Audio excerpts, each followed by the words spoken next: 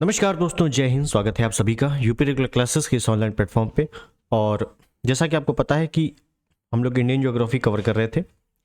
Indian geography में जो last class थी हमारी, लास्ट क्लास, उस पे हम लोग भारत की नदियां या अपवाह तंत्र कवर कर रहे थे। ठीक है, तो इस अपवाह तंत्र में काफ़ी चीज़ें हम लोगों ने देख ली थी। इसको भी देख लेंगे, एक बार रिवीजन कर लेंगे। और एक क्लास नंबर 10 रहने वाली है। ठीक है, तो अगर आप ये पहली बार देख रहे हो, क्लास नंबर 9 जरूर देख लेना, उसके बाद ही समझ में आएगी चीज़ें। ठीक, तो चलिए शुरुआत करते हैं इस सेशन की। उससे पहले चैनल पर नए हैं, सब्सक्राइब कर देना, वीडियो को लाइक कर देना और शेयर भी कर देना। ठीक है, और कोई भी क्वेरी रहती है तो कमेंट पे ज़रूर बता दिया करो। तो जैसा कि हम एक बार शुरुआत से देखें, हमने शुरू किया था अपवाह तंत्र। अपवाह तंत्र में हमने काफ़ी कुछ बताते हुए शुरुआत की थी। जैसे हिमालय अपवाह तंत्र हम लोगों ने शुरू किया था, पूरा मैपिंग के तरीके कि हिमालय नदियाँ सदाबहार होती हैं कैसे, क्या क्या पूरी चीज़ें हम लोगों ने कवर की थी। ठीक है, उसके बाद हम लोगों ने हिमालय अपवाह तंत्र में जो भी नदियाँ आती हैं, जैसे सिंधु नदी तंत्र, गंगा नदी तंत्र और ब्रह्मपुत्र नदी तंत्र, ये 3 नदी तंत्रों को अच्छे से डिटेल में शुरुआत की थी। जिस पे हमने कहा था सिंधु नदी तंत्र में कुल सिंधु नदी को मिलाकर कुल 6 नदियाँ आती हैं। ठीक है, कितनी नदियाँ आती हैं? 6 नदियाँ आती हैं। वो 6 नदियाँ ये रहीं, और बिल्कुल क्रम से याद करना है, ऐसा नहीं कि ऊपर नीचे कर दूँ, बिल्कुल क्रम से याद करना है। और आपने अगर पीसीएस का पेपर देखा हो तो इन नदियों के बीच का दोआब क्षेत्र पूछा गया था, जो मैं आपको करवा चुका हूं। ठीक है, ये देखिए। उसके बाद हम लोगों ने देखा था कौन कौन सी नदियां हैं डिटेल में, कहाँ से उद्गम होता है। और फिर ये देखिए, सिंधु नदी तंत्र हम लोगों ने कवर किया था कि कुल लंबाई कितनी है, भारत में कितना, और सिंधु नदी तंत्र कहाँ से निकलती है, भारत में कहाँ से प्रवेश करती है, कहाँ निकल जाती है, क्या विशेषताएं हैं। सिंधु नदी तंत्र की सहायक नदियाँ, सॉरी, सिंधु नदी की सहायक नदियाँ कौन कौन सी हैं। ये सहायक नदियाँ किसकी थी? ये सिंधु की थी, सिंधु नदी की। ठीक है, उसके बाद हम लोगों ने झेलम, चिनाब, रावी, व्यास, सतलज सभी नदियों की डिटेलिंग देखी थी। उसके बाद हमने देखा था कौन कौन सी प्रमुख परियोजनाएं हैं सिंधु नदी तंत्र में, मतलब कुल जो सिंधु नदी तंत्र की 6 नदियां हैं, उन 6 नदियों में कौन कौन सी परियोजनाएं हैं, उनको डिटेल में एक एक स्टेट वाइज देखा था। ठीक है, उसके बाद हम लोगों ने गंगा नदी तंत्र शुरू किया था। ठीक है, उस गंगा नदी तंत्र में हम लोगों ने डायग्राम देखा था बहुत ही बेहतरीन तरीके से। अब पीसीएस का पेपर दिया हो तो ये भी आपसे पूछा गया था इस बार। ठीक है, टिहरी बांध पूछा गया था, कई लोग कंफ्यूज हो गए थे इसमें कि टिहरी बांध, ध्यान दीजिएगा, ये है ये है भागीरथी और ये है भिलांगना। तो भागीरथी और भिलांगना जहाँ मिल रही है वहीं पर टिहरी बांध बना हुआ है। ठीक है, तो और ये जो येलो में है ये पंचप्रयाग थे। और यही पंचप्रयाग आपको ध्यान रखने हैं, कहाँ पे कौन मिलता है, किन नदियों से कौन सा प्रयाग बनता है, क्योंकि यहाँ से प्रश्न पूछे जाते हैं। अब पीसीएस में आ गए तो आरओ में भी हो सकता है पूछ ले, तो यहाँ से इंपॉर्टेंट है चीज़ें। ठीक है, तो अब इसी के आगे हम लोग कंटिन्यू करेंगे, क्योंकि यहाँ से देवप्रयाग से अब नदी का नाम पड़ गया है गंगा। ठीक है, तो अब गंगा को बहुत ही डिटेल में देखना है। ठीक, चलिए तो शुरुआत करते हैं।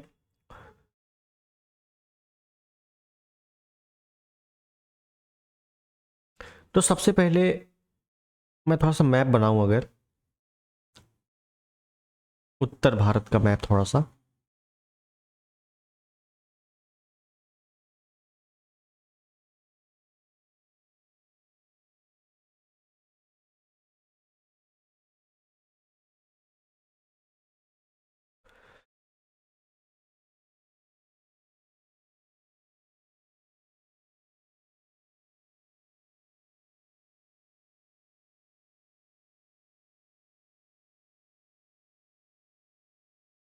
ये इस प्रकार से।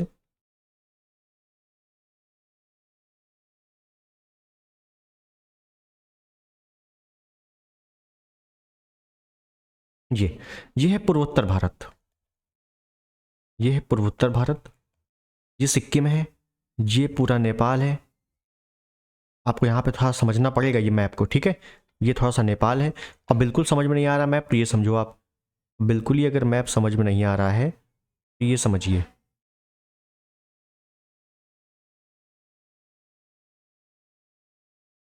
ये आप भारत देख रहे हो, और इस भारत का ये वाला हिस्सा जो है, इतना इतना हिस्सा ये मैंने बनाया हुआ है। ठीक है, बस यही हिस्सा बना हुआ है, ये आप देख रहे हो रेड में, ये वाला पॉइंट वही ये वाला पॉइंट है। ठीक, बस इतना ध्यान रखो।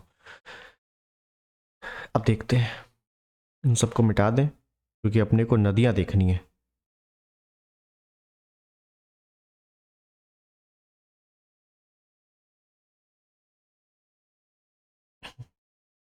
देखिए, तो अब यहां से जो नदियां आ रही हैं, गंगा नदी तंत्र प्रमुख है अपनी, तो गंगा नदी तंत्र जो आ रही है वो कुछ इस प्रकार से है। ऊपर से आ रही है इस प्रकार से और आकर लगातार बहते हुए ये, बस, ठीक है। ये है गंगा तंत्र, ये गंगा नदी है। अब गंगा नदी बह किस ओर रही है, ये इस ओर बह रही है। देखिए, इस ओर, इस ओर बहते हुए जा रही है। तो जाहिर सी बात है इस ओर बह रही है, तो इसका बायां तट कौन सा होगा, ये वाला होगा बायां तट, और दायां तट नीचे होगा, तो यहीं पर लिख दें दायां तट। ठीक है, यहां तक बात क्लियर है। अब बायां तट दाएं तट से कौन कौन सी नदियां, सहायक नदियां मिलती हैं, ये आपसे पूछा जाता है। ठीक, तो बिल्कुल क्रम से देखेंगे। जो पहली नदी आके मिल रही है, जो पहली नदी आके मिल रही है किसमें, गंगा में, एक और नदी आके मिल रही है, एक और आ रही है इस प्रकार से, एक और सीधे तरीके से आ रही है, एक और आ गई, ये लो अच्छा एक और एक इधर साइड से आ गई। ठीक है, ये कुछ नदियां हैं जो गंगा नदी में मिल रही हैं, वो भी बाएं तट से, इंपॉर्टेंट है। तो पहली नदी जो मिली इसका नाम है रामगंगा। अब इस सबकी डिटेलिंग देखेंगे कहां से कौन मिली, रामगंगा। उसके बाद मिली गोमती, रामगंगा के सेकंड नंबर पे है गोमती। ठीक है ना, नंबर भी इंपॉर्टेंट है क्योंकि पूछ लेगा कि पूर्व से पश्चिम क्रम में लगाओ, तो कैसे लगाओगे। उसके बाद मिली घाघरा, और इसी घाघरा को सरयू भी कहते हैं आगे चल के, सरयू। ठीक है, उसके बाद है गंडक, सदा नीरा भी कहते हैं गंडक को। उसके बाद है बागमती, बागमती। उसके बाद है कोसी, और उसके बाद दी वाली नदी है, इसका नाम है महानंदा, महानंदा। एक बार पूछ क्वेश्चन आया था कि गंगा नदी के बाएं तट से पहले मिलने वाली सबसे पहली नदी कौन सी है, और उस पे ऑप्शन क्या क्या थे, ऑप्शन थे गंडक, बागमती, घाघरा या कोसी। तो जाहिर सी बात है घाघरा सबसे पहली नदी है, क्योंकि ऑप्शन में रामगंगा गोमती है ही नहीं। बड़ी बात समझिएगा, ऑप्शन में रामगंगा नहीं है तो गोमती होगा सबसे पहली नदी, गोमती नहीं है तो घाघरा होगा, है ना। इस प्रकार से क्रम बनते हैं, ये इंपॉर्टेंट है। उसके बाद एक और नदी, अब नीचे आते हैं, तो एक और नदी नहीं, नीचे आते हैं, नीचे मतलब दाएं तट। तो दाएं तट से कौन सी नदी मिलती है, दाएं तट से पहली तो नदी आ रही है ये बहते हुए आ रही है, और इधर मिल रही है ये कौन सी नदी है भाई, ये है यमुना। मैं यहां लिखता हूं इसका नाम, यमुना, यमुना। ठीक है, अब इंपॉर्टेंट बात यह है कि यमुना से भी कुछ नदियां नीचे से आके मिलती हैं, वो भी उसका भी क्रम याद रखना है। जैसे एक नदी ये रही, एक ये है, एक ये रही, और एक ये रही। ठीक है, उसके बाद, उसके बाद दूसरा बार देखें कि ये तो नदियां मिल गई, दाएं तट से यमुना में नदी मिली है, लेकिन दाएं तट से गंगा में तो भी नदियां मिलेंगी। तो गंगा में नदियां मिल रही हैं, ये देखो एक ये नदी है, एक ये है, एक ये नदी है, और एक ये रही, चार नदियां। ध्यान रखना है, बाएं तट से गंगा से कौन सी मिल रही है, और दाएं तट से यमुना से कौन सी मिल रही है, और दाएं तट से गंगा से कौन सी मिल रही है। क्योंकि बाएं तट पे तो केवल गंगा से मिल रही है, लेकिन दाएं तट पे यमुना से भी और गंगा से भी दोनों मिल रही हैं। ठीक है, नदियों के नाम देखो पहले, इंपॉर्टेंट। इस नदी का नाम है, जो यमुना से मिल रही है उसका नाम है चंबल, सिंध, सिंधु नहीं है, सिंध है, सिंध, बेतवा, चंबल, सिंध, बेतवा, और केन, केन। केन नदी किससे मिलती है, केन नदी किसकी सहायक नदी है, गंगा की नहीं है, यमुना की है। ठीक है, अभी सब देखेंगे कहां पे क्या मिल रही है, पहले इतना ध्यान रखो। उसके बाद, उसके बाद गंगा से जो नदी मिल रही है वो कौन सी है, दाएं तट से। तो सबसे पहले मिल रही है टोंस नदी, टोंस नदी। उसके बाद है कर्मनासा, कर्मनासा नदी। कर्मनासा के किनारे एक युद्ध हुआ था, वो अगर आपको पता हो तो आप मुझे बताओगे। ठीक है, मैं हिंट दे दे रहा हूं, वो युद्ध मुगल काल में हुआ था। ठीक है, और उसके बाद है सोन नदी, सोन नदी, और लास्ट में है पुनपुन नदी, पुनपुन नदी। ठीक है, बाएं तट से कौन सी नदी मिल रही है, दाएं तट से कौन सी नदी मिल रही है, मैंने आपको सारी चीजें बता दी। अब ये डायग्राम याद रखना है, बिल्कुल क्रम से याद रखना। इसका क्रम तो बहुत बार आ चुका है, इसका क्रम तो बहुत बार पूछा जा चुका है कि यमुना से मिलने वाली नदियों का पश्चिम से पूर्व क्रम बताइए, तो बिल्कुल यह बता देना है चंबल सिंध बेतवा केन, बिल्कुल क्रम से याद रखो, चंबल सिंध बेतवा केन। ठीक, अब आगे आओ। अब ये नदी जो गंगा नदी गैप है, एक नदी की धारा तो चली जाती है नीचे, ये ज्यादा नीचे चली गई, ये चली जाती है इस प्रकार से, इस प्रकार से। ठीक, एक धारा चली गई आगे,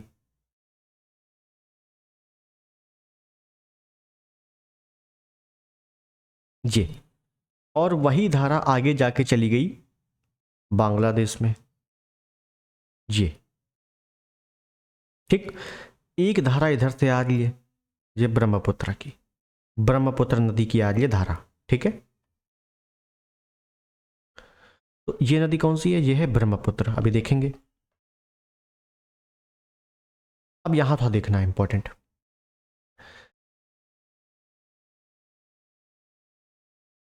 यहां पे ये जो नदी है, ये तो गंगा नदी है जिसको हम लोग पद्मा कहेंगे बांग्लादेश में, ये नदी है ब्रह्मपुत्र की जिसको हम लोग जमुना कहेंगे बांग्लादेश में। ठीक है, तो ब्रह्मपुत्र को बांग्लादेश में जमुना और गंगा को पद्मा कहते हैं, ये आपको पता है।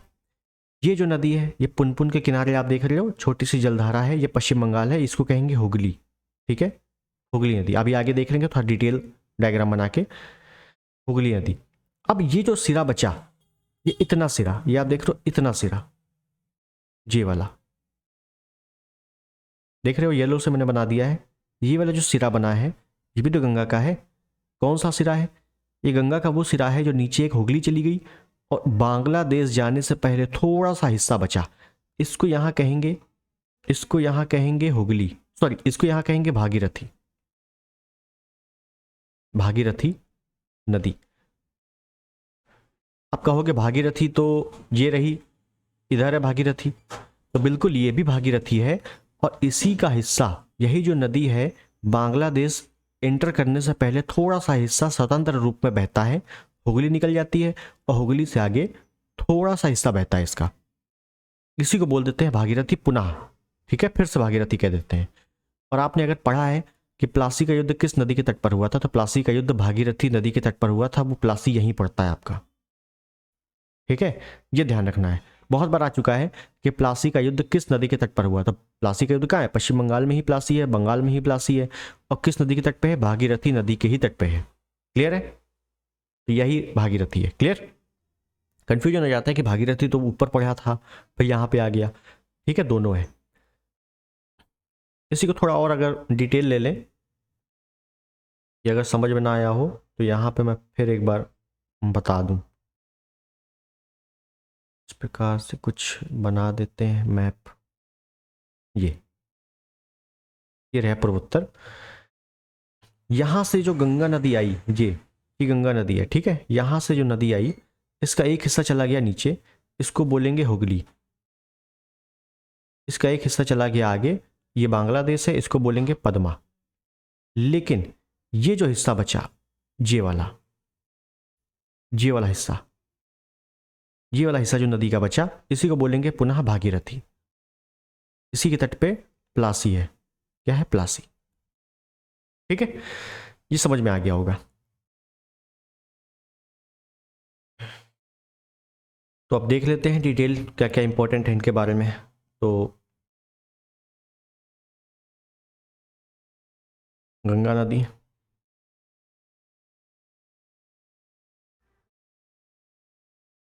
भारत की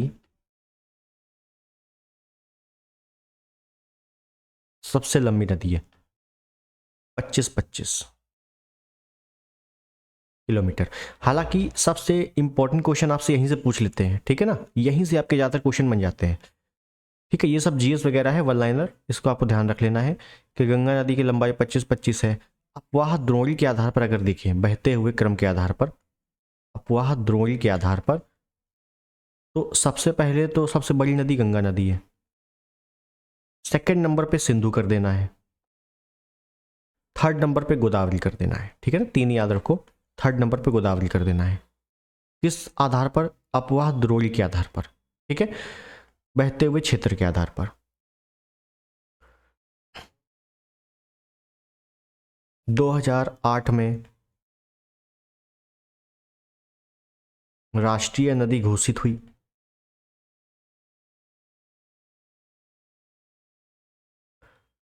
गंगा नदी में गांगेय डॉल्फिन पाई जाती है, गांगेय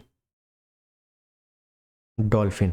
अगर गांगेय डॉल्फिन की संख्या कम हुई, समझिएगा, संख्या कम हुई, तो इसका मतलब है प्रदूषण ज़्यादा है, ये इसका आधार माना जाता है, प्रदूषण ज़्यादा है। तो अगर आपसे पूछा जाए कि गांगेय डॉल्फिन की संख्या कम क्या निर्धारित करता है, तो याद रखना गंगा में प्रदूषण की मात्रा अधिक, ठीक है, और इस टाइप से क्वेश्चन पूछे जाते हैं, अब ध्यान रखना, ठीक। अब जब गंगे डॉल्फिन प्रदूषण हो रहा है, तो इसीलिए एक बनाया गया है इसके संरक्षण के लिए, डॉल्फिन के संरक्षण के लिए, डॉल्फिन संरक्षण के लिए बनाया गया है, क्या बनाया गया है? विक्रमशिला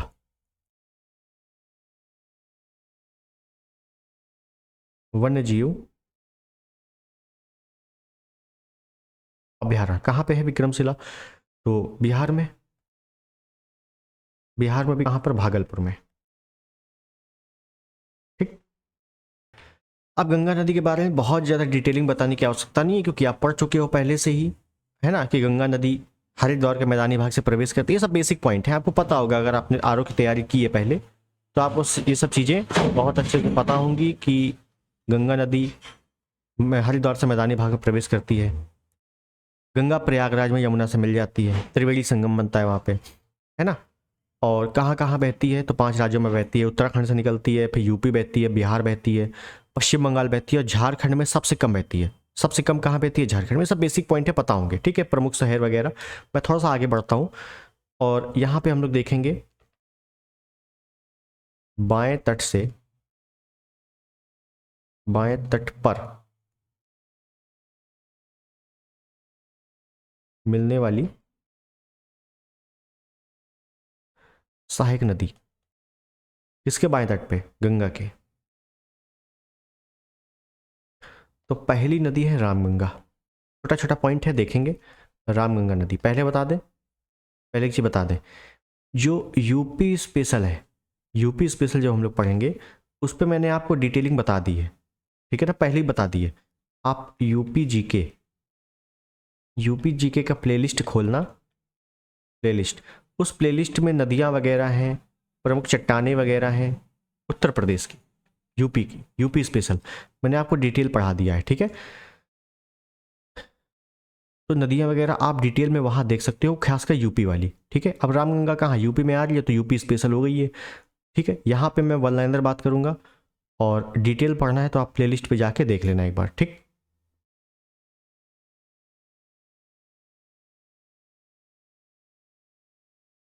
चलिए, तो गंगा में मिलने वाली पहली हिमालयी नदी है, पहली हिमालयी नदी है, ठीक है, पहले मिलती है, देखो मैंने बताया था, सबसे पहले मिल रही है यही रामगंगा। अच्छा, पूछा जाए यमुना गंगा के बाएं तट पे मिलती है कि दाएं तट पे, तो देखो निकल रही है बाएं से, ऐसा लग रहा है कि निकल रही बाएं से, लेकिन मिल कहाँ रही है? दाएं पे, तो दाएं टिक करना है, ठीक है। तो पहली हिमालयी नदी गंगा की रामगंगा है।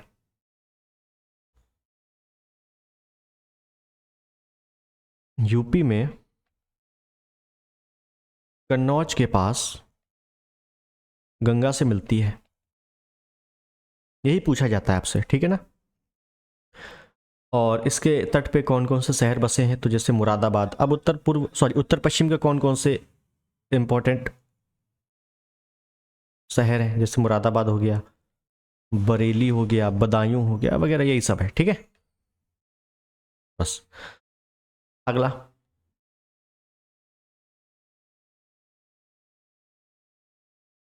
गोमती। गोमती के बारे में मैदानी भाग से मिलने वाली गंगा की एकमात्र सहायक नदी, पहले पर तो यही लिखें, मैदानी भाग से उद्गम एकमात्र गंगा की सहायक नदी कौन सी है? गोमती है। कहाँ से उद्गम हो रहा है? तो पीलीभीत फुलर झील से।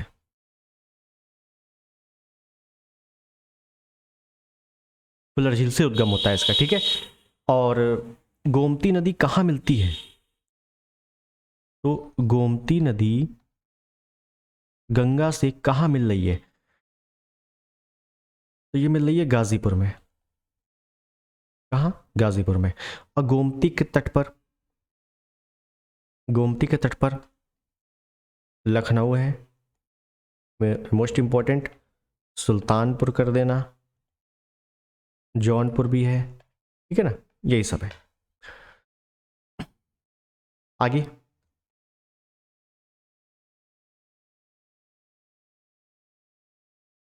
घाघरा नदी। घाघरा नदी हिमालय नदी है ये भी। अब बिहार में छपरा के पास गंगा से मिलती है।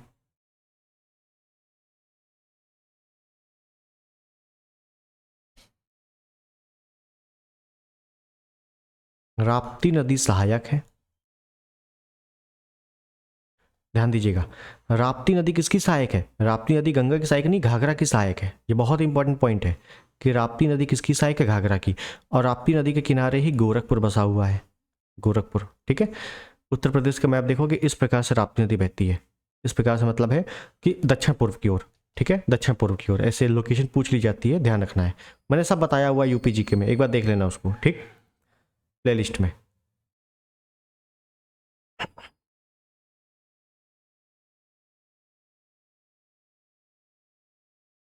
काली नदी तो उत्तराखंड के यही भी मैदानी भाग से, सॉरी, हिमालयी क्षेत्र से उद्गम होता है।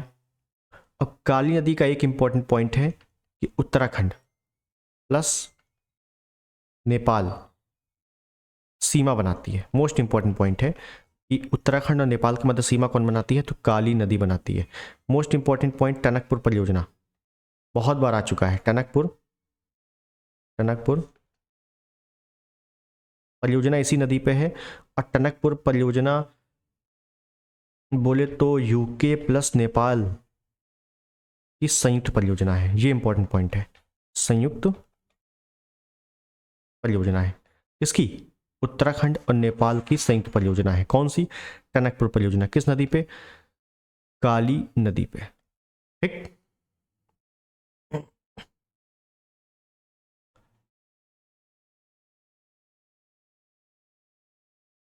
गंडक, ये भी हिमालय नदी है। और बिहार में,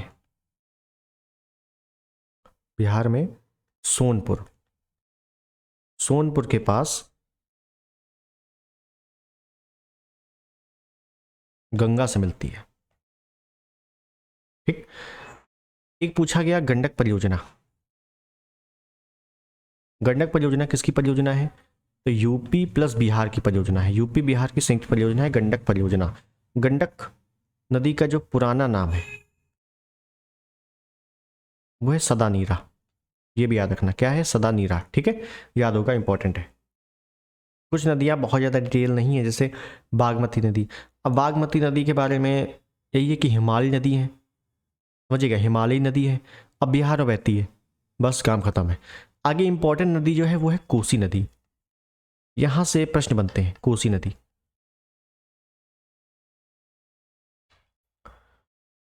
मैंने आपको हिमालय जब पढ़ाया था उसमें बताया था, क्या बताया था? कि एक ग्लेशियर है, हिमनद, गोसाई धाम। कहां पर? नेपाल में, मैंने बताया था। यहां से नदी बहती है। कई धारा में, छोटी छोटी धाराओं में, भाई ग्लेशियर है तो पिघलेगा, तो छोटी छोटी धाराओं में पिघल रहा है जिस प्रकार से। और 1 2 3 4 5 6 7, ये वैसे 7 धाराओं में बह रहा है, ठीक है ना, इकट्ठे ले लें, 7 धाराओं में बह रहा है, इसी वजह से इसको सप्तधारा नदी कहते हैं, सप्तधारा नदी। ठीक है भाई, आगे कहाँ जाता है फिर ये, आगे कहाँ जाता है ये, आगे आपको मैंने बताया है, क्या बताया है, आगे मैंने बताया है एक पर्वत श्रेणी है। कौन सी पर्वत श्रेणी, नाम बताओ। मैंने बताया था यहाँ पे एक पर्वत श्रेणी है जिसका नाम है महाभारत, महाभारत श्रेणी। कहाँ पे, ये भी नेपाल में है। जब ये नदी यहाँ पे मिलती है इस श्रेणी में, इस श्रेणी से जब मिलती है तो ये नदी 3 धाराओं में बढ़ जाती है। ये एक धारा, ये दूसरी धारा और ये तीसरी धारा, ठीक, बिल्कुल 3 धाराओं में बढ़ जाती है। नाम बताओ। तो ये पहली धारा का नाम है सनकोसी, ये दूसरी धारा का नाम है अरुण कोसी, ये तीसरी धारा का नाम मैं यहां लिख देता हूं कुमार कोसी। पूछा जाता है, ये स्टेटमेंट हो सकता है पूछ ले कि कोसी नदी किन धाराओं, कितनी धाराओं में बहती है, तो 3 धाराओं में स्टार्टिंग बहती है, सन कोसी, कुमार कोसी, अरुण कोसी। ठीक है, अरुण कुमार सन, ऐसे याद रखो, अरुण कोसी, कुमार कोसी, सन कोसी। ठीक, ठीक है, कोई दिक्कत नहीं है। आगे जाके ये नदी मिल जाती है, देखो जैसे ये मिल गई, आगे ये मिल गई। अब जब मिल गई, ये तीनों नदियां मिल गई तो पावर बढ़ेगी कि घटेगी, तो भाई पावर तो बढ़ जाएगी ना, ये पावर तो बढ़ जाएगी। अच्छा, पावर बढ़ जाएगी, पावर बढ़ जाएगी, अब बिहार में जाएगी तो यही क्या बनेगी, बाढ़ का कारण, बाढ़ का कारण। इसी वजह से कोसी नदी बिहार का शोक कहा जाता है इसको। ठीक है, विश्वासघाती नदी भी कह देते हैं, विश्वास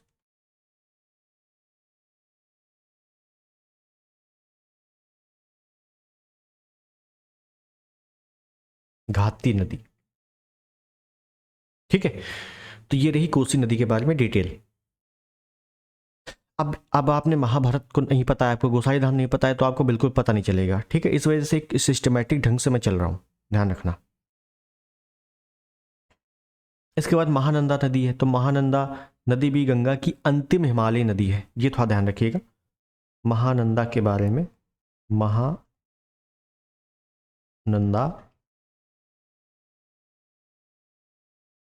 नदी गंगा की अंतिम सहायक नदी।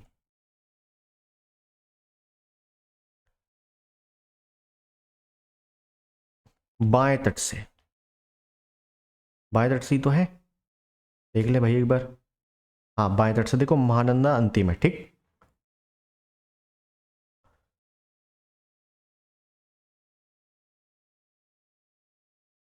और लिख सकते हैं कि पश्चिम बंगाल में फरक्का के नजदीक, फरक्का बांध बना हुआ है ना, फरक्का के निकट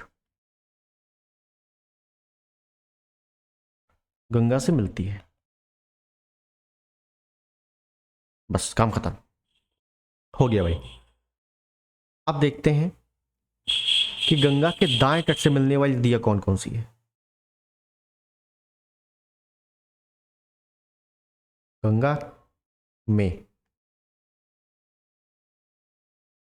दाएं तट पर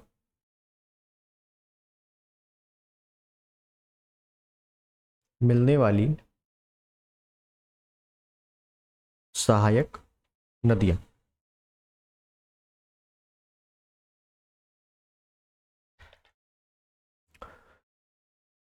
पहली नदी तो ले ली यमुना नदी। ठीक, देखिए पहले एक बार देख लेते हैं मैप, ये रहा मैप, देखिए। तो यमुना मिली, यहां से यमुना मिली, यमुना में भी कुछ नदियां मिली, जैसे चंबल है, सिंध है, बेतवा है, केन है। तो पहले यमुना मिल रही है जो कि गंगा की सबसे बड़ी सहायक नदी है, दिख रहा है आराम से, कोई समस्या नहीं। ठीक है कि गंगा की सबसे बड़ी सहायक नदी कौन सी है? यमुना।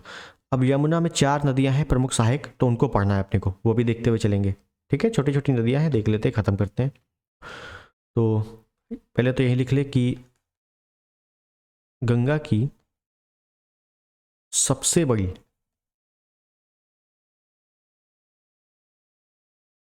सहायक नदी है कौन सी? यमुना। उत्तराखंड, उत्तरकाशी, बंदरपूंछ से उद्गम होता है इसका।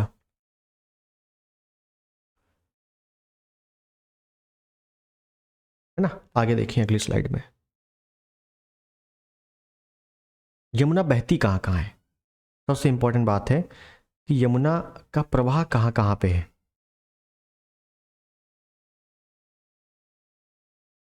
यमुना का प्रवाह, इसमें कन्फ्यूजन होता है यमुना का प्रवाह में। तो देखो ये बह रही है उत्तराखंड में, उत्तराखंड से निकल के जाती है हिमाचल प्रदेश में, हिमाचल प्रदेश से जाती है फिर हरियाणा में, हरियाणा से प्रवेश करती है दिल्ली, और दिल्ली आगरा मथुरा वाले क्षेत्र से प्रवेश करती है यूपी। और यूपी में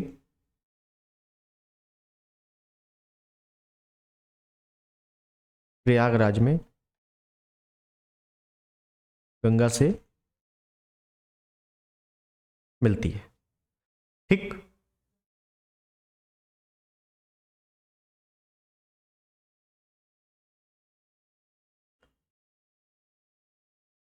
काम खत्म यमुना का। इधर देखते हैं एक बार, मान लो ये है यमुना और ये है गंगा,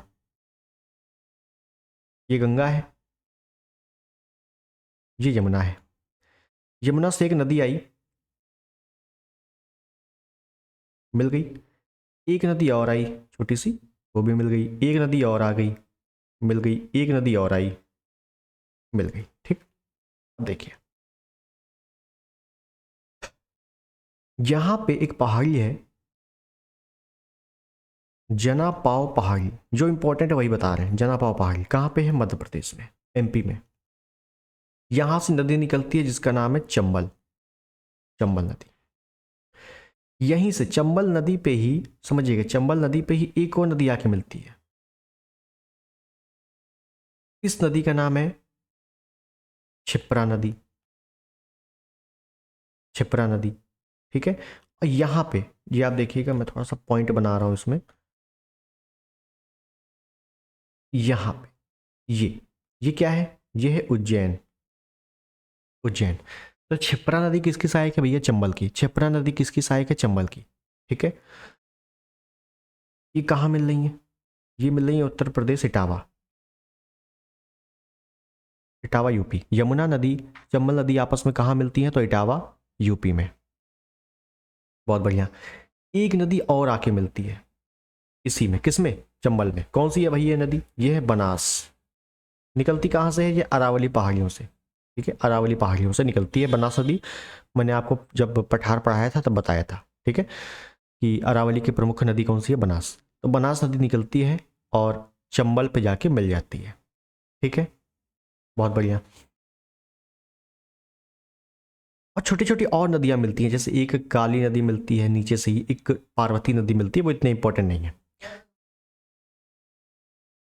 के बाद ये वाली जो नदी है इसका नाम है चंबल सिंधु,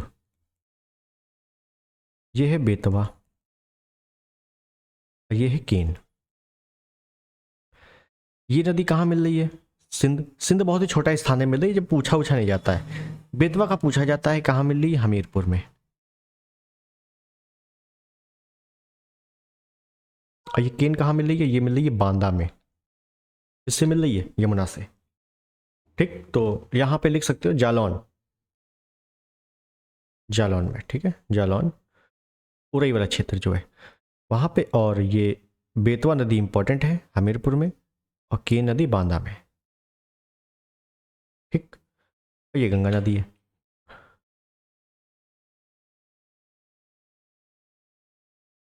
तो याद रखना है कि सिंध, बेतवा, केन, ये अपना हम लोग देखेंगे। सबसे इंपॉर्टेंट ये है चंबल, ठीक है, इसको देखते हैं पहले।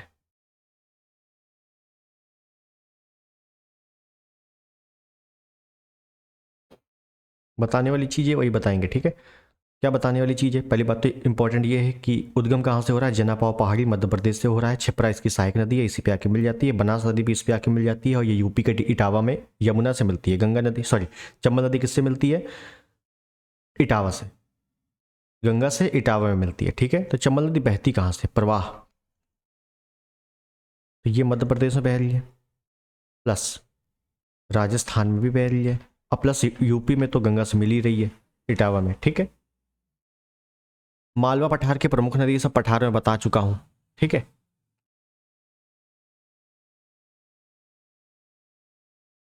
अवनालिका, अपर्दन के लिए प्रसिद्ध नदी है ये। और अवनालिका अपर्दन होता कहाँ है? तो इटावा में मिल रही है, तो इटावा क्षेत्र में होगा, जाहिर सी बात है। इस पर कुछ बांध बने हैं, वो इंपॉर्टेंट है अपने लिए। कौन से हैं भाई? देखो,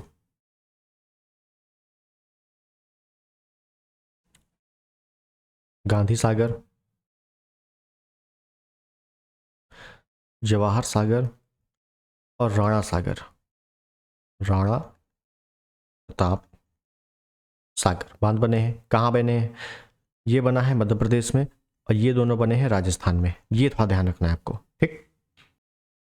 उसके बाद उसके बाद बेतवा नदी। बेतवा नदी कैमूर पहाड़ियों से निकलती है,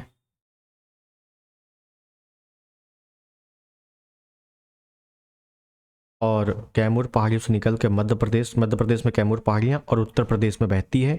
और उत्तर प्रदेश में ही, यूपी में ही, हमीरपुर में, हमीरपुर में,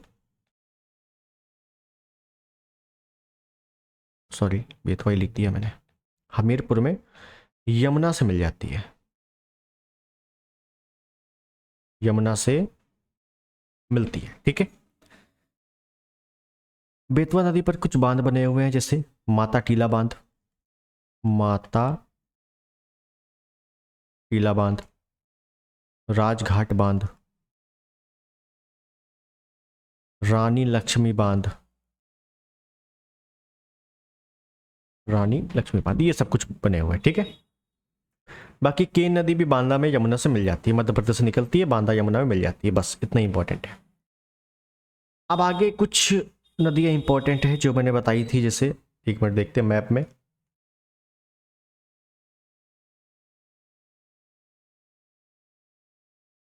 ये रही, चंबल, सिंध, बेतवा, केन हो गया। अब बचा है टोंस, कर्मनासा, सोन और पुनपुन। तो इसमें से जो इंपॉर्टेंट है वो भी निकाल लेते हैं नदियां, ठीक है। और इसको हमें लग रहा है मैप में ही देख ले।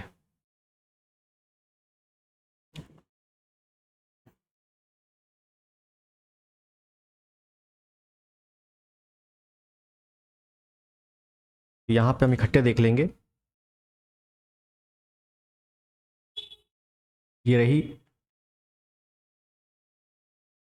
गंगा नदी। गंगा नदी इसमें एक आके मिली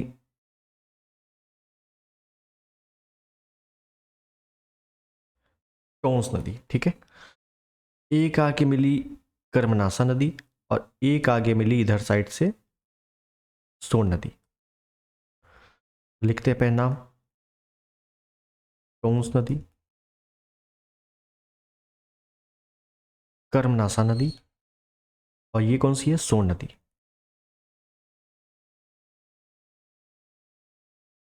सबसे पहली चीज तो निकल कहां से रही? तो ये भैया ये मध्य प्रदेश से निकलती है। और ये मिल कहाँ रही है? टोंस नदी, बहुत इंपॉर्टेंट पॉइंट है। कहाँ से मिलती है टोंस नदी? ये मिलती है गंगा से इलाहाबाद के पास। लेकिन अब छोटे छोटे क्षेत्र पूछने लगे हैं, तो इलाहाबाद का सिरसा, सिरसा नामक क्षेत्र है, वहां से। कर्मनासा नदी त्रिशंकु पर्वत से निकलती है, ठीक है ना। त्रिशंकु पर्वत है एक, वहां से निकलती है, मध्य प्रदेश से ही निकलती है। कभी नहीं पूछा जाता कहाँ से निकलती है, मिलती कहाँ पे, ये जरूर पूछ लिया जाता है। कर्मनाशा नदी कहाँ मिल रही है? कर्मनाशा नदी मैंने बताया था एक मुगल का युद्ध हुआ था, वो बताना है आपको, इसी के नदी के तट पर हुआ था। ये मिल रही है बिहार में। बिहार में कहाँ पर? चौसा के पास। ठीक है, तो अब तो युद्ध बता ही सकते हो कि भैया चौसा का युद्ध हुआ था। ठीक है, किसके किसके मध्य हुआ था ये जरूर बता देना। ये कौन सी है? सोन नदी।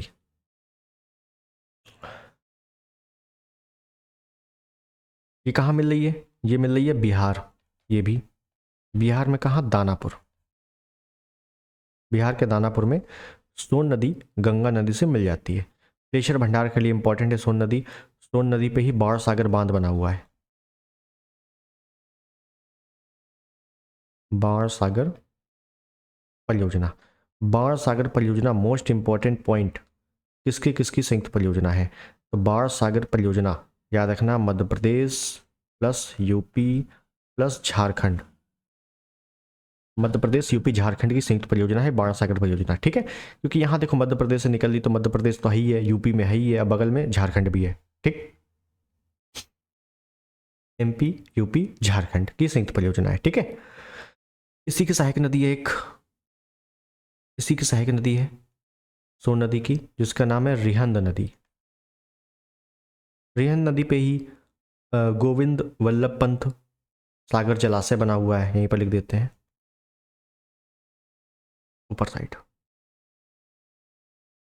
गोविंद वल्लभ जलाशय कहाँ? सोनभद्र में। ठीक, ये तो ध्यान रखना, बस इतना ही इंपॉर्टेंट है, बहुत ज़्यादा डिटेलिंग मत पढ़ो इसमें। तो मेरे हिसाब से यहाँ पे गंगा नदी तंत्र भी होता है पूरी तरीके से समाप्त।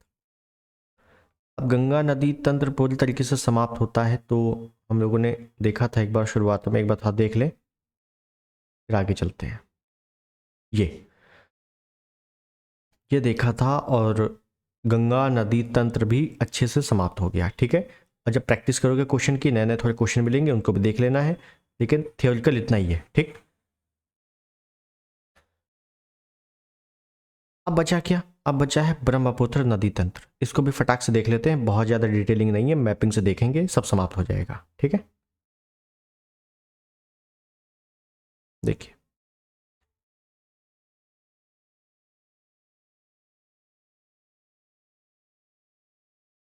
ब्रह्मपुत्र नदी तंत्र, इसको समाप्त करने के बाद केवल केवल प्रायद्वीपी भारत की नदियां बचेंगी, उसको भी फटाक से खत्म करेंगे, क्योंकि उस पर भी बहुत ही एकदम शॉर्टेस्ट फॉर्म के साथ, क्योंकि पढ़ चुके हो आप पहले से, रिवीजन करना है केवल। ठीक है, बहुत जल्दी समाप्त हो जाएगा, 2 वीडियो में जहां तक समाप्त हो जाएगा वो। ठीक, तो ब्रह्मपुत्र नदी पहली बात तो हिमालयी नदी है, तो इसको पूर्ववर्ती नदी भी कह सकते हैं। पूर्ववर्ती,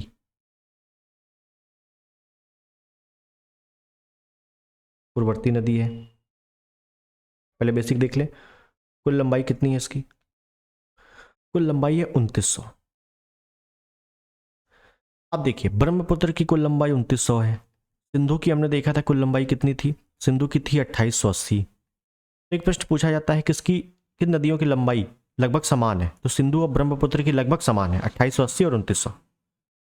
अब कुल लंबाई तो इतनी है, लेकिन भारत में कितनी है? भारत में बताओ, तो भारत में केवल केवल 916 किलोमीटर बहती है बस। बाकी कहाँ बहती है? तो बाकी चीन में, तिब्बत वाले क्षेत्र में। ठीक, और बाकी बांग्लादेश में।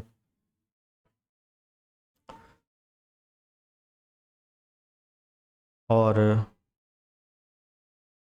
उत्पत्ति या उद्गम कहाँ से होता है ये मैंने आपको कराया था, लेकिन फिर से हम एक बार डिटेल देख लें, मैपिंग में भी देखेंगे। तो कैलाश पर्वत के समीप मानसरोवर झील के पास एक हिमनद है, मानसरोवर झील के पास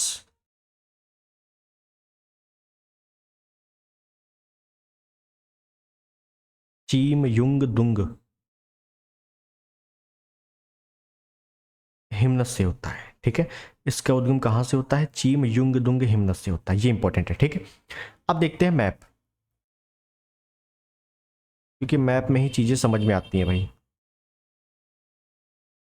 देखिए, तो उत्तर भारत ही बनाएंगे और उतना ही बनाएंगे जितना में हो जाए।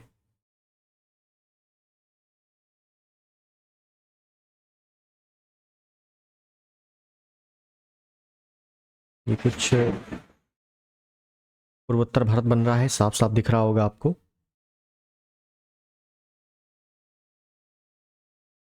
ये ठीक है, ये पूर्वोत्तर भारत है, ये नेपाल है, ये बांग्लादेश है। अब समझ में आ गया बनाया क्या है मैंने, ठीक है। देखिए तो सबसे पहले भाई साहब यहां पे जो है, यहां पे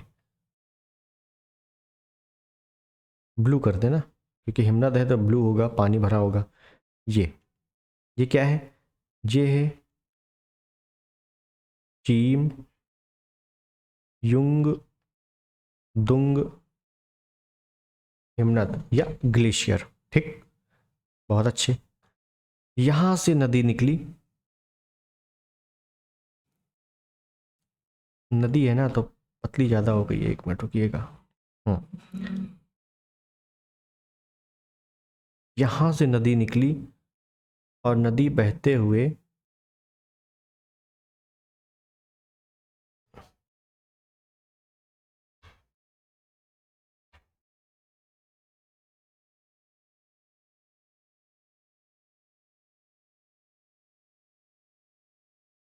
ये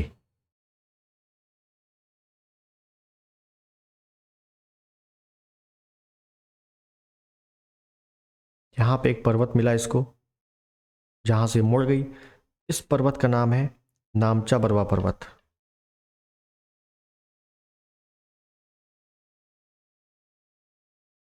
नामचा बरवा पर्वत, ठीक। और यहीं पर एक दर्रा है,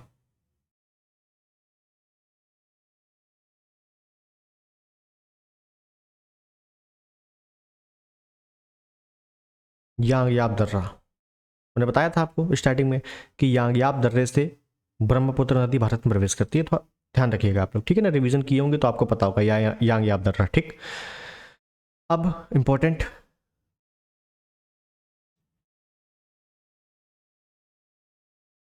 इंपॉर्टेंट ये है कि भाई देखो इसका कुछ हिस्सा, जैसे ये बह रही है तो चीन होते हुए भी बह रही है, तिब्बत होते हुए बह रही है, ये अरुणाचल प्रदेश से बह रही है, असम भी बह रही है ना, और फिर बांग्लादेश में चली जा रही है, ठीक है। तो इसी नदी का नाम है यारलंग जांगपो। यारलंग जांगपो कहां पर? चीन में। चीन में इसको कहते हैं यारलंग जांगपो, ठीक है। उसके बाद सांगपो। सांगपो कहां कहते हैं? सांगपो कहते हैं तिब्बत में। सांगपो कहते हैं तिब्बत में, ठीक है। ये 2 पॉइंट ध्यान रखना है। अरुणाचल प्रदेश है यहां पे। दिहांग, दिहांग कहते हैं अरुणाचल प्रदेश में, क्यों? क्योंकि दिहांग एक यहाँ क्षेत्र का भी नाम है और दिहांग नदी भी है, इसकी सहायक नदी है, ठीक है। तो दिहांग कहते हैं यहाँ पर अरुणाचल प्रदेश में, ठीक है। एपी लिख दिया है, ध्यान रखिएगा। और बाकी ये रहा बांग्लादेश, और यहाँ पे ये यहाँ से गंगा में मिल जाती है और डेल्टा बनाती है, सुंदरवन का डेल्टा। ये कौन सी है? ये है गंगा। और यहाँ पे क्या बना? यहाँ बना सुंदरवन डेल्टा, जो कि विश्व का सबसे बड़ा डेल्टा है। और यहाँ पे क्या कहते हैं? तो यहाँ पे कहते हैं जमुना। जमुना कहाँ बोलेंगे? बांग्लादेश में, ठीक है। ये आप देख रहे हो, ये असम वाला क्षेत्र है। ये वाला क्षेत्र क्या है? असम वाला क्षेत्र, ठीक है। तो यहाँ पे थोड़ा ध्यान ध्यान देना है।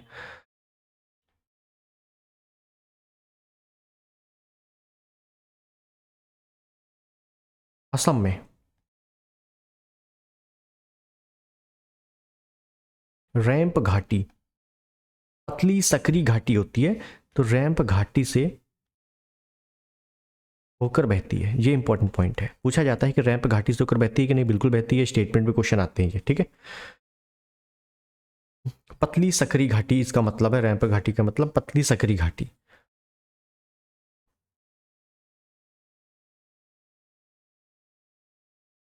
एक पॉइंट और लिख दें यहीं पर, याद आ रहा है। ये असम में ही, यहां पर ही, असम में ही चाय अनुसंधान संस्थान स्थित है। चाय अनुसंधान, इसी नदी के किनारे अनुसंधान संस्थान, कहां पर? जोरहाट,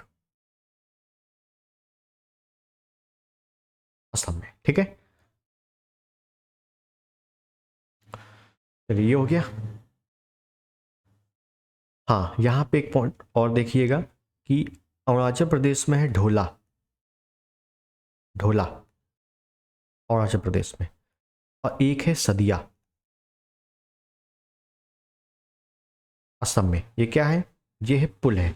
इसी पुल को कहते हैं national water way number 2। National waterway number 2 है। पहला कौन सा है? पहला है प्रयागराज से हल्दिया 1602 किलोमीटर। दूसरा है ढोला से सदिया, नेशनल वाटरवे नंबर 2। ठीक है, ये ध्यान रखना। आगे देखें कुछ फैक्ट और।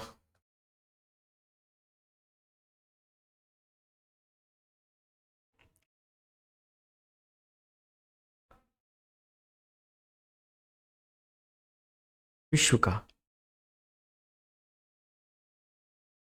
सबसे बड़ा नदी द्वीप, नदीय द्वीप कौन सा है? माजुली द्वीप। इसी नदी पर बना है, ऐसे लिखते हैं, इसी नदी पर है। कौन सी? ब्रह्मपुत्र। तो कौन सा द्वीप है? माजुली द्वीप। माजुली द्वीप कई बार आ चुका है एग्जाम में, विश्व का सबसे बड़ा है, पहली बात। ठीक है, अब इंपॉर्टेंट क्या है? माजुली द्वीप में कुछ इंपॉर्टेंट पॉइंट्स हैं, तो वो देखेंगे हम लोग।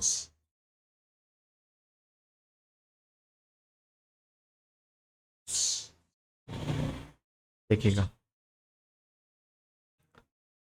पहला पॉइंट, माजुली द्वीप में ब्रह्मपुत्र नदी से संपन्न है, नदी द्वीप है। तो होता यह है यहाँ पे कि चावल की खेती काफ़ी अच्छी मात्रा में होती है। चावल की खेती अच्छी मात्रा में होती है। माजुली द्वीप पे ही सोनोवाल जनजाति पाई जाती है। सोनवाल जन जाति पाई जाती है। ठीक है, और आपको पता होना चाहिए सर्वानंद सोनोवाल असम के सीएम है ना, तो यही जाति के थे वो।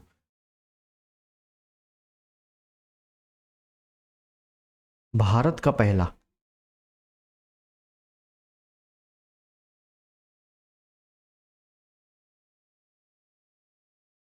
नदीय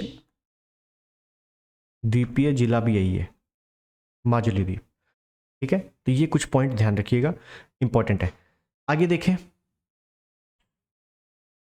आगे कुछ, आगे क्या देखें, आगे कुछ इंपॉर्टेंट सहायक नदियां देख लेते हैं, है ना। तो मान लो जैसे यहां से अरुणाचल प्रदेश से होकर ये नदी बह रही है और ऐसे आ रही है ना। तो कौन कौन सी सहायक नदी हैं? एक नदी ऊपर से आ रही है इस प्रकार से, एक नदी और आ रही है, एक नदी और है, लो एक और ले लो, एक इधर से आ गई, ये एक और नदी है, एक नदी इधर नीचे से आ रही है। ये इंपॉर्टेंट है, ठीक है, तो ज़्यादा नहीं, कुछ इंपॉर्टेंट देखेंगे हम लोग। इस नदी का नाम है तीस्ता नदी, जो कि सिक्किम के जेमू ग्लेशियर से निकलती है। तीस्ता नदी, सिक्किम का जीवन रेखा कहा जाता है तीस्ता नदी को। एक नदी है केमांग नदी, केमांग। एक नदी है मानस नदी, मानस, ये तो पता होगा, मानस। एक है संकोसा नदी, संकोसा या संकोसी भी कहीं कहीं मिल जाता है। यहां से तो भाई दिहांग नदी मिलती है, दिहांग नदी। ठीक है, एक नदी है लोहित, लोहित नदी। और एक नदी इंपॉर्टेंट है बराक नदी, बराक नदी। एक है बराकर नदी, ध्यान दीजिएगा, एक है बराकर नदी। बराकर नदी दामोदर की सहायक है, और ये है बराक नदी। बहुत कंफ्यूजन होता है इनमें, ठीक है। तो बराक नदी अलग है, बराकर नदी अलग है। मैं इसको अलग से बता देता हूँ, नहीं फिर कंफ्यूजन हो जाएगा इसमें। बराक नदी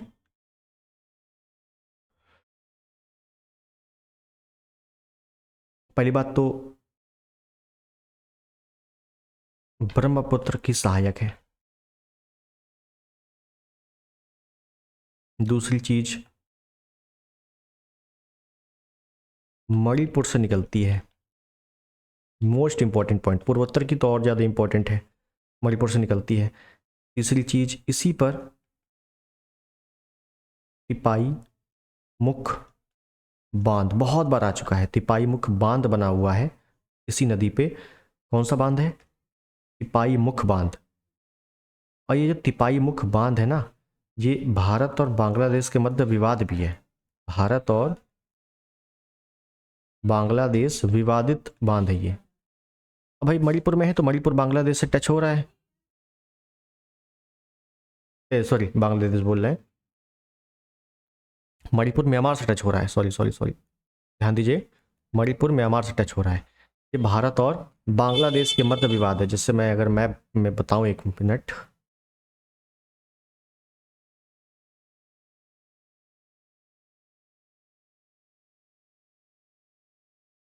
जी, तो यहां पे ये मणिपुर में है, यहां बहकर आती है, यहां पर, कहां, ये ब्रह्मपुत्रा से ये मिल गई, यहां मिल गई, ये पॉइंट पे, यहां पर ये बांध बना हुआ है। कौन सा? तिपाई मुख बांध। ठीक है, तो भारत और बांग्लादेश के मध्य विवाद है, भारत बांग्लादेश विवादित बांध है।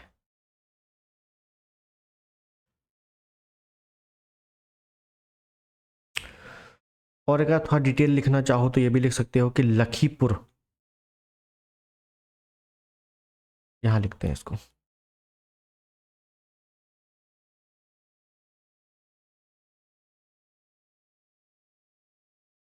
लखीपुर से भागा तक नेशनल वाटर वे नंबर 6 बना हुआ है, जो कि 121 किलोमीटर लंबा है, सबसे छोटा। ठीक है, तो national water way number 6 Lakhipur से भागा तक है, इसी नदी के पास है, 121 किलोमीटर, मतलब इसी नदी में बना हुआ है, 121 किलोमीटर, बराक नदी पे है। ठीक है, बराकर नदी ध्यान रखना अलग है, बराक नदी अलग है, तो ध्यान रखना इसको। ठीक, तो मेरे हिसाब से यहां तक बात इंपॉर्टेंट थी, यहीं तक इंपॉर्टेंट है। ठीक है, कौन सी नदी है भाई ये?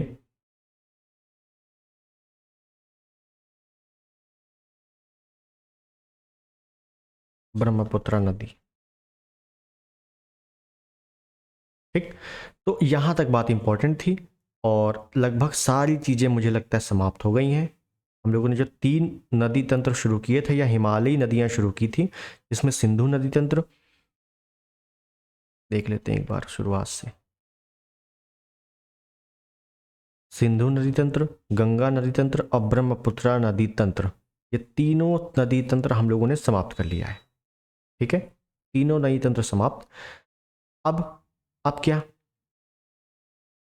अब आगे क्या पढ़ना है अपने को?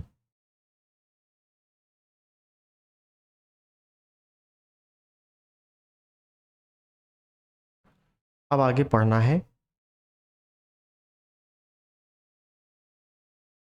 प्रायद्वीपीय नदी तंत्र। ठीक है, पहाड़ियाँ हम लोगों ने बहुत अच्छे से प्रायद्वीपीय की पढ़ ली है। ठीक है, तो पहाड़ियाँ इंपॉर्टेंट है, आपको पता होना चाहिए पहाड़ियों के नाम सारे। ठीक, तो अब इसको हम लोग पढ़ेंगे अगले टर्न पे। ठीक है, इसको हम लोग देखेंगे नेक्स्ट वीडियो में, और नेक्स्ट वीडियो में, एक वीडियो में कोशिश करेंगे, नहीं तो 2 वीडियो में ये समाप्त हो जाएगा, समाप्त हो जाएगा। ठीक है, ये इंपॉर्टेंट पॉइंट है, और इसके बाद फिर हम लोग, हो सकता है 1 ही 2 वीडियो में समाप्त हो जाए, क्योंकि हम इसी पे बांध परियोजनाएं सभी लेकर चलेंगे। ठीक है ना, प्रमुख बांध हो गया, प्रमुख परियोजनाएं होंगी, जैसे अभी चल रहे हैं, बिल्कुल उसी प्रकार से चलेंगे। ठीक है, उसके बाद फिर एक एक टॉपिक करके सिंगल सिंगल वीडियो में कवर करेंगे। ठीक, थोड़ा सा हम लोग विश्व का भी अब लेकर चलेंगे। ये नदियाँ जैसी समाप्त हो जाएंगी, समझिएगा, जैसी नदियाँ समाप्त होंगी उसके बाद थोड़ा सा हम लोग विश्व में भी चलेंगे हम लोग। ठीक है ना, विश्व में क्या चलेंगे, जैसे हो गया वायुदाब पेटियाँ हो गई, इस बार क्वेश्चन आए थे वायुदाब पेटियों से, जलवायु हो गया, ये सब पढ़ने के बाद जब वायुदाब पेटियाँ जलवायु समाप्त हो जाएंगी तब हम लोग भारत में फिर मानसून देखेंगे, क्योंकि जब तक आप वायुदाब पेटियाँ जलवायु नहीं पढ़ोगे तो मानसून समझ में नहीं आने वाला। आपने अभी तक रटा होगा लेकिन अब समझ में आ जाएगा। ठीक है, तो मिलते हैं अगली वीडियो में। कोई भी सजेशन हो जरूर बता देना। तब तक के लिए नमस्कार, जय हिंद, वंदे मातरम।